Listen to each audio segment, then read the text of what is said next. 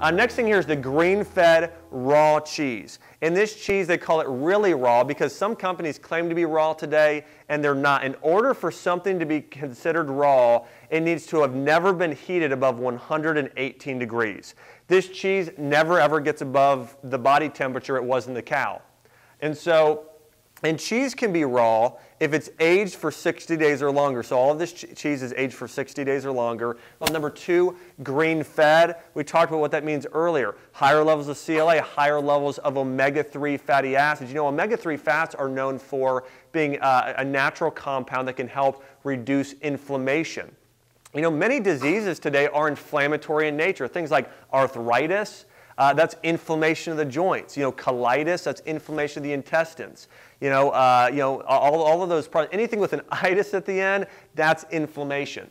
Okay, next thing we'll see here is ancient breeding. Now, this is a very important point. Now, this is a little bit more in depth, but ancient breeding, you have different types of cattle. You have one type of cattle is called Bos indicus. Another breed that we see today is things like Holstein cows. And you see the big black and white cows in America today, those are known as being Holstein. And different ruminant animals like sheep, goats, and cows have different types of proteins in their system. And it's called casein. If you guys have ever heard of that protein, casein, well, there are two different types of casein. There's beta-casein A1 and beta-casein A2. What we're finding today is beta-casein A1, many people are intolerant to it and or allergic to it. And we can't really break down that protein well. And so Jordan has done some research, and we found that many cows in America have the beta-casein A1, but most of the cows that were bred in the Middle East, places like Africa, India, Western Europe, they're finding these sort of cows have a protein called beta-casein A2.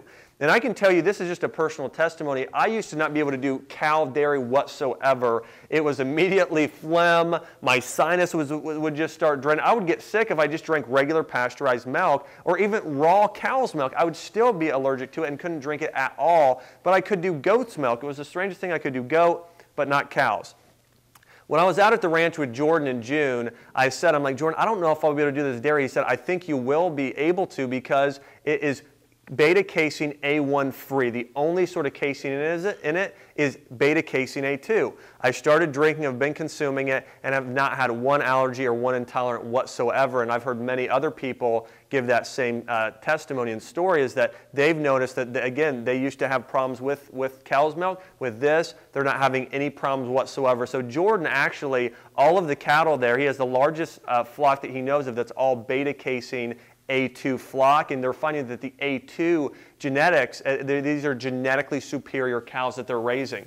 It's farmstead and artisanal, which means everything is there local on the farm, everything they're doing.